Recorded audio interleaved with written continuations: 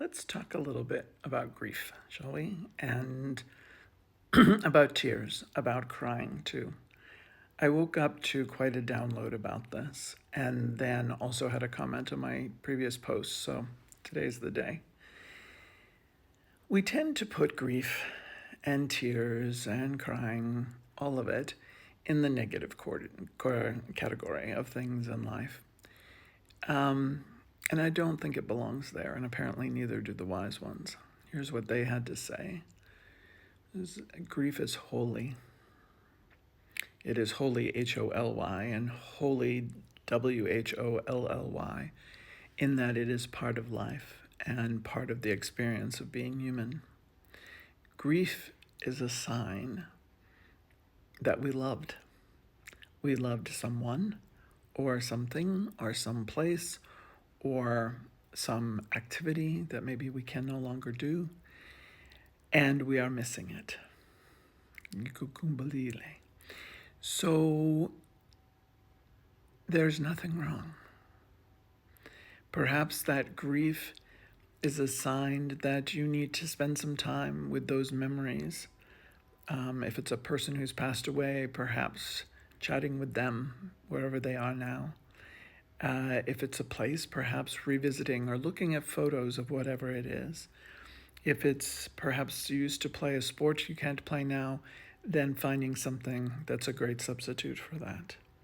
But it's a sign, grieving, that you haven't fully processed whatever you're missing.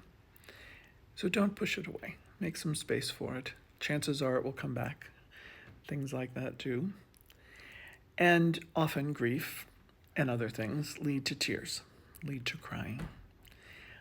The thing that probably makes me saddest in the world, and the wise ones as well, is to hear someone say, "Stop crying."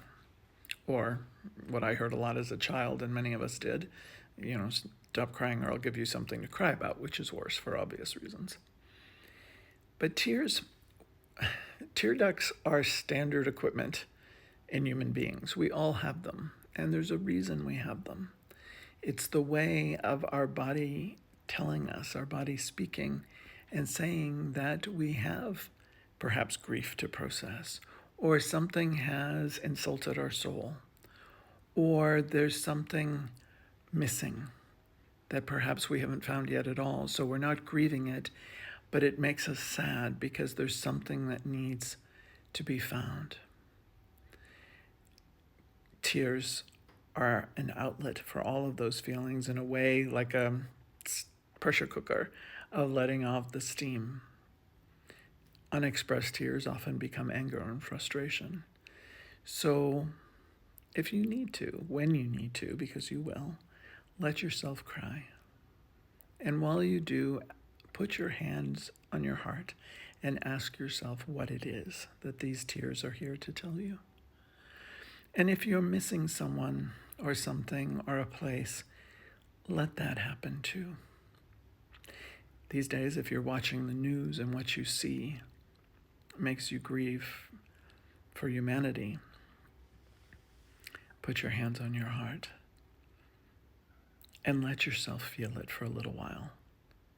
It won't last forever, and you'll be okay. You'll live through it. People have grieved for years and years and generations. Let your body speak to you. Let it tell you what it is that you need. And then let yourself find a way to bring it.